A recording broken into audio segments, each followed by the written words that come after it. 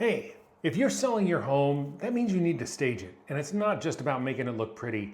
It's about removing those objections and making sure that that buyer feels like it is their home to start with. You get better offers, you get better terms. So here is 8 tips on how to stage your property to sell to maximize the value. Hi, I'm Saul Carter. I'm a realtor here in the Conejo Valley, and my thought on real estate has always been the same. It's all about business sense, common sense, and being that uncommon realtor. So let's get into it. Here's my 8 top tips on what to do to stage to make sure that you get maximum value for your home.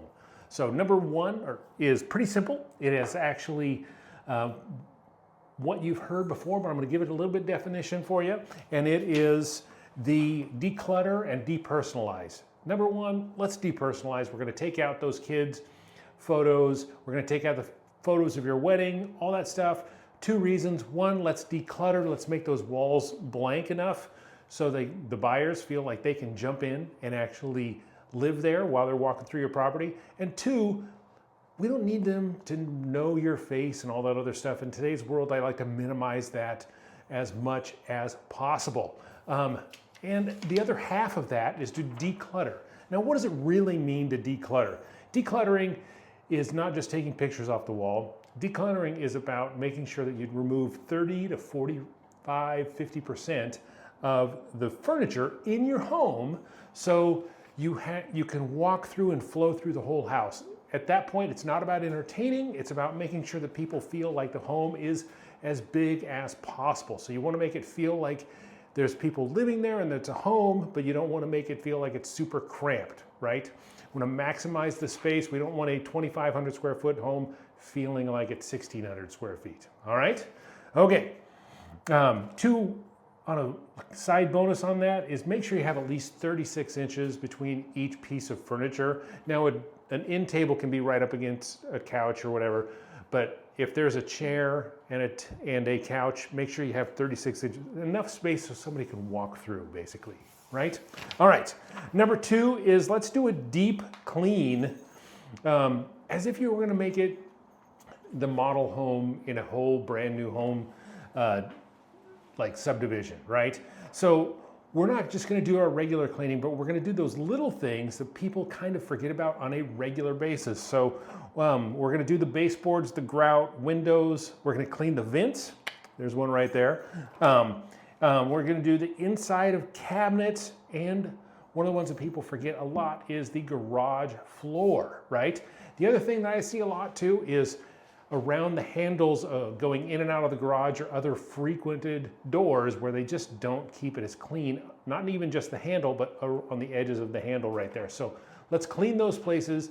The little things go a long way when it comes to making people feel like it's a nice, clean home, right? All right.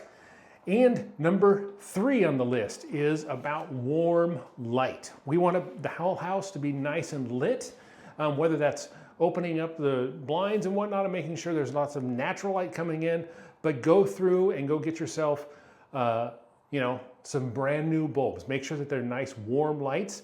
And if there's a dim spot in a room, let's get a lamp, put it there, and make sure that we are maximizing it and making sure that all of the stuff feels nice and bright throughout the entire home. We don't want any dark corners when people are walking through, and that's the cost of 30, 40 bucks for a bunch of light bulbs, right?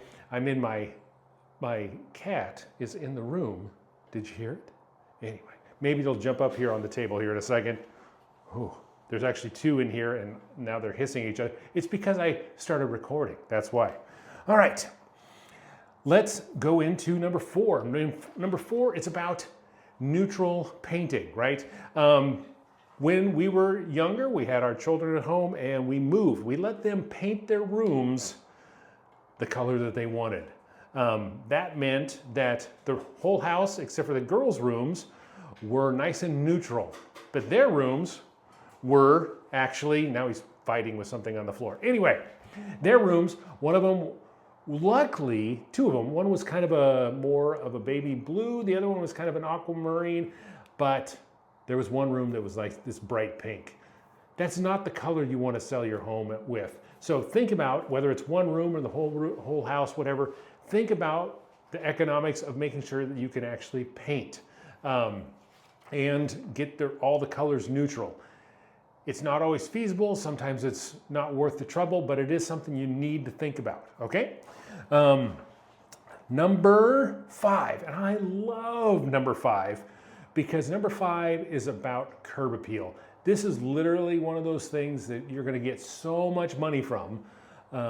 You put $150 worth of flowers in your front yard, you're gonna get thousands of value out of it. At the very least, you're gonna create that enthusiasm before people even walk through your front door about what a beautiful home you have. So make sure that you've got your grass edged and nice and clean, all the bushes are nice and clean, put some fresh flowers, not cut ones, but actually planted ones in a pot or just in the flower beds themselves. That's a super easy, inexpensive upgrade that brings so much value to the table when people pull up in front of the house, because until they pull up, they aren't in your house, right? So they've got to get out and walk to the front door. And if they decide when they pull up to your house that, ooh, and they don't even make it inside, they're not going to make an offer, right? All right, let's get them inside. Number 6. And number 6 is about your specific area. Let's stage for whatever type of property you have. So if you have a property that's up on a hill with a patio that overlooks the hill, let's put some light patio furniture out there so people say, hey, this is a place where they spend some time and it fits into the house and the theme and the selling points of the house that you have. If you have a ranch house, go with those themes, right? Lean into them, don't make them crazy, but you want to lean into them, making sure that people understand the value of the little things of your house that maybe you don't necessarily use all the time, but they will, because that's one of those selling points for your house, right? What does that include? That would include, cleaning, having a dining room that's nice and neat, not overly stuffed. That goes back to that 30% rule. And then we're gonna do, a work from home zone. So maybe an office, home office, but once again, make sure that looks nice and clean. And then, like I said before, when there's appropriate patio furniture area, put that out there. Make sure that people know that that is a place where they can go and have some leisure time and entertain others at their new home. Number 7 is fix those cheap tells. What is that? Those are all the little things that you don't fix when you're living there, right? So it's touch-up paint and squeaky doors and missing switch plates or a broken switch plate, loose handles or bad caulk, and broken screens. That's one of those things that they're cumulatively, it's worth bringing a handyman over when you do all of them at once, but when it's one little thing here, we typically don't just bring a handyman over and do that one little thing, right? And so let's take the time, make a list, get that done. It goes a long way to avoiding people wondering what else is not getting taken care of in the house. So get those things fixed right up front, and it makes it a wonderful thing because it just removes that right from the out or the get-go, that they're not going to have to worry about that, right? All right, and number 8 is staging. Let's do the staging with the pictures in mind. What does that mean? That means that we're going to not just do the staging so it's pretty or whatever. We're going to try to make sure that every room looks the best it can for the pictures that are going to be coming out and taking that. That includes all the things on our list, but we're keeping pictures. A professional photographer is going to come out. They're going to go through all your stuff and take pictures. Let's think about it from their perspective on how to make that house look the best it possibly can, right? So we don't want to just go with our own personal whim. Let's look into it. If you're going to have a professional stager come in, that's what they do, right? But don't be afraid to mention it to them. Hey, I want to make sure that we're really focusing on how these pictures are going to look for our photos on the MLS and all this other stuff, right? So that's my top 8. Now, I've got a bonus one, and it's actually wrapped into what I was just talking about with taking those professional photos.